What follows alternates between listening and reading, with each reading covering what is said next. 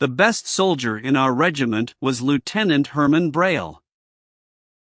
Braille's home was in Ohio. None of us knew him well, but our general liked him. Lieutenant Braille was a tall and handsome man. He had gray, blue eyes, and long blonde hair.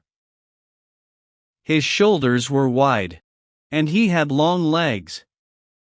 He always wore his best uniform, even when he was in a battle. He was a well-educated gentleman, and he was about 30 years old. Artists like to paint pictures of soldiers who look like Braille. Braille was either very brave or very foolish. He did not behave like other men. Soon after Braille joined our regiment, we fought a big battle. Men were killed on his right, and men were killed on his left. But no weapons injured Braille himself. He never tried to find a safer position. He walked, or rode his horse slowly, as the bullets and cannon shells flew through the air. Everyone noticed him. The fighting was terrible, but Braille did not care. During that battle, the general sent a messenger to Braille. He ordered Braille to take cover. This was unusual. The general had many things to think about during a battle. There was no time to worry about the safety of one man. But the general liked Lieutenant Braille. He saw Braille's foolish behavior, and he did not want him to die. In the next battle, Braille behaved in the same way. He sat his horse where everyone could see him, including the enemy. Ballets and cannon shells did not touch him. Braille stood like a rock in the center of the battle. He did not move, and nothing hurt him. After that, we decided that Braille was neither brave nor foolish. He was simply very lucky.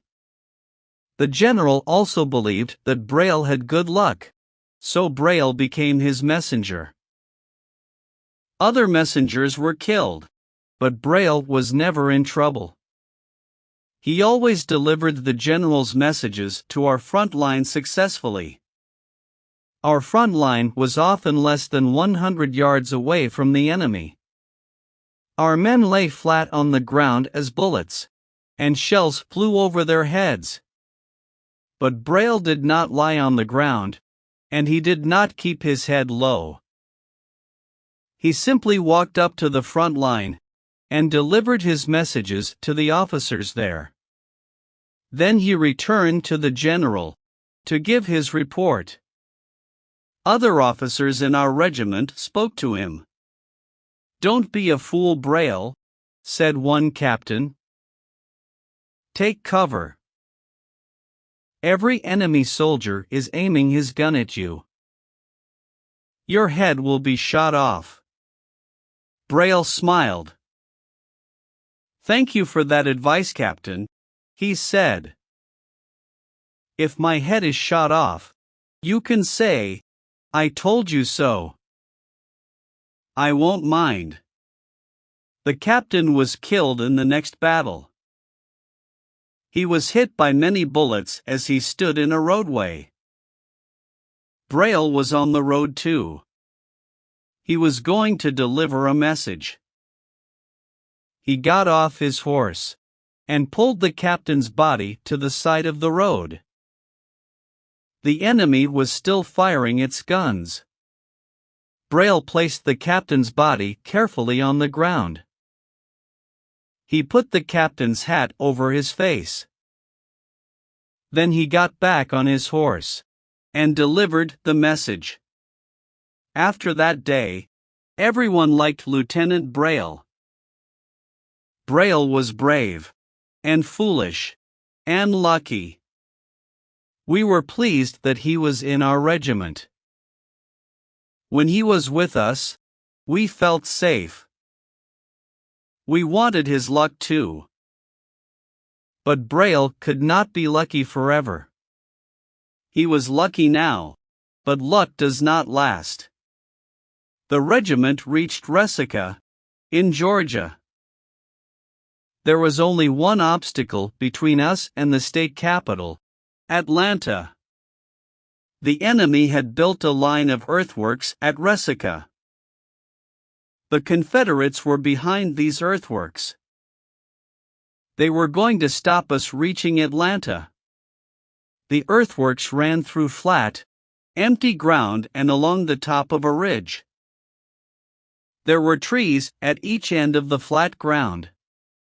Our regiment stopped moving forward and we camped. We knew that we were in a good position. Our picket line was in the shape of a half circle. It went between the two groups of trees. In front of us, there was a big field. The ground was soft and wet and had many stones. It was the kind of rough ground that horses cannot cross easily. The trees were not a problem. They gave us plenty of cover. But we could not move forward easily across the field.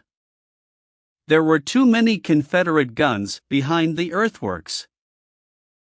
We waited for the Confederates to attack us. We expected them to attack at night. Our general was in the trees at one end of the half circle. He wanted to send a message to Colonel Ward, who was at the other end of our picket line. The general spoke to Braille. "Lieutenant, take this message to Colonel Ward," he said. "Tell the colonel to move his men forward. They must get closer to the enemy's earthworks. But his men must stay under cover. And they shouldn't fire their guns unless they can see who is shooting at them. You may leave your horse here." Maybe. The general's order was not clear. Lieutenant Braille heard the first part, but he did not listen to the last part. Braille took no notice of the words, "You may leave your horse here." The general wanted Braille to walk through the trees and deliver his message. This would take longer, but it was safer. A straight line is the shortest distance between two places. Braille went the shortest way. He got onto his horse, rode out of the trees, and across the rough field. He rode in front of the enemy's guns. "What is that fool doing?" shouted the general. "Stop him." A cavalryman rode after Braille. 10 seconds later, both the cavalryman and his horse were dead.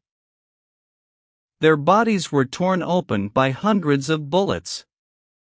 Braille did not stop or turn around. He galloped his horse slowly across the rough ground. Braille was less than 200 yards from the enemy's guns. He smiled as he rode through the smoke and bullets. His hat was shot from his head, and his long, blonde hair lifted and fell as his horse moved forward. Braille sat straight in the saddle. He was holding the reins gently in his left hand. His right hand was down at his side. He looked very handsome, and brave, and foolish. It was like a scene from a dream, not a scene from real life. Braille almost reached the trees on the other side of the field. Why had none of the bullets hit him? I do not know. But there was an obstacle that none of us had seen. There was a stream in front of the trees. Braille's horse could not jump across the stream. The stream was wide, and the water was deep. The horse stopped. And as soon as it stopped, It was shot. Braille and his horse fell to the ground. Braille stood up. He was all alone, and there was no cover. I will always remember that scene. The handsome lieutenant turned toward the enemy's guns, and he was hit by many bullets. Braille fell to the ground once, twice. Each time, he stood up again. I will always remember the expression on his handsome face. He smiled. When he fell for the last time, all the Confederates stopped firing their guns. 4 men from our regiment walked onto the field. They followed a sergeant who carried a white flag. They picked up Braille's body. As our soldiers walked back to our picket lines, several Confederate officers walked toward them. They took off their hats and helped our men to carry Braille's body. They carried Braille back to his own picket lines. The general gave Braille's belongings to the other officers in our regiment. He gave me a small book with a leather cover. It was Braille's notebook. "Remember Herman Braille," the general said. He was foolish, but he was very brave. There was a letter inside the book. It was a love letter. It had been written by a woman called Marion Mendenhall. The address was in San Francisco. The last paragraph said, "Lieutenant Winters has visited me, but I don't want to see him again. He was injured in a battle at Virginia. He said that you were in that battle too. Lieutenant Winters told me that you weren't hurt, because you hid behind a tree. I'll always hate him because he said that. He wants me to think badly of you. I don't believe his words. It's better to hear of a lover's death than his cowardice." A year later, the war ended and I went to California. One evening, I visited Miss Mendenhall in San Francisco. I met the young woman in her fine house on Rincon Hill. Marion Mendenhall was beautiful and charming. Only a brave and handsome officer should be her husband. "You knew Lieutenant Herman Braille," I said. "He was killed at Resaca. I was in that battle. This letter was in his belongings. It's a private letter. I'm returning it to you." She took the letter, but did not read it. "You're very kind to bring it to me," she said. "But it isn't important." Suddenly, she looked at the letter, and her face became pale. There's a stain on it," she said. "Surely, this stain isn't? It's not blood, is it?" "Madam," I said, "I'm sorry, but that is the blood of a very brave officer." It was a cold day. A fire was burning in the fireplace. Marion Mendenhall threw the letter into the flames. "I cannot look at blood. It makes me ill," she said. "How did Herman Braille die?" I stood up. I was shocked. The letter meant nothing to Miss Mendenhall. But it had been written to a brave man, whom I had liked. I could not save the letter from the fire. It was completely destroyed. Miss Mendenhall repeated her question. "How did he die?" she asked. She turned her face toward me. The light from the burning letter shone in her eyes. Now, her cheeks had become red. The color reminded me of the stain on the letter. She looked very beautiful. He was killed by a snake, I replied. We hope you enjoy the story. Please subscribe for more videos.